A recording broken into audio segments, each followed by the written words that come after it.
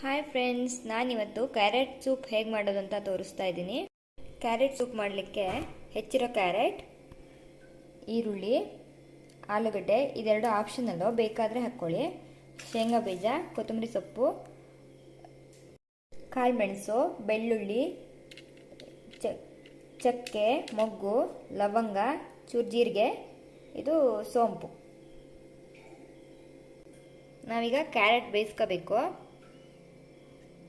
ಕುಕ್ಕರಿಗೆ ಹಾಕಿದ್ದೀನಿ ನಾನು ಕ್ಯಾರೆಟ್. ಈಗ ಇವೆಲ್ಲವನ್ನು ಬೇಯಿಸ್ಕೊಬಿಡ್ತೀನಿ ನಾನು ಕುಕ್ಕರಲ್ಲಿ.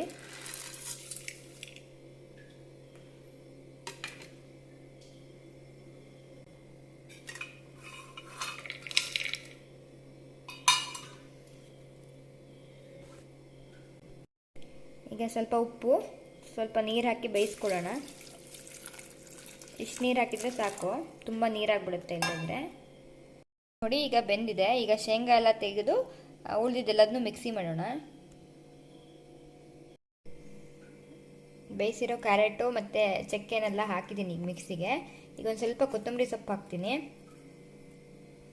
ಈಗ ಮಿಕ್ಸಿ ಮಾಡ್ಕೊಳ್ಳೋಣ. ನೋಡಿ, ಮಿಕ್ಸಿ ಮಾಡಿದ್ದಾಗಿದೆ. ಈಗ ಮತ್ತೊಂದು ಪಾತ್ರೆಗೆ ಹಾಕಿ ಸ್ವಲ್ಪ ಕುದಿಸ್ಬೇಕು.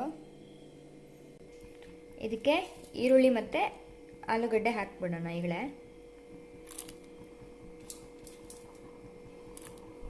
ಇದು ನೋಡಿ ಆಪ್ಷನಲ್ಲು, ಬೇಕಾದರೆ ಹಾಕ್ಬೋದು.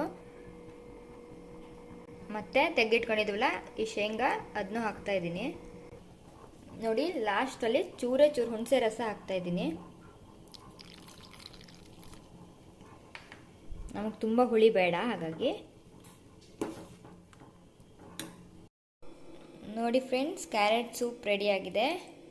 ಇಷ್ಟ ಆದರೆ ಲೈಕ್ ಮಾಡಿ, ಶೇರ್ ಮಾಡಿ, ಸಬ್ಸ್ಕ್ರೈಬ್ ಆಗೋದು ಮರಿಬೇಡಿ. Thank you friends.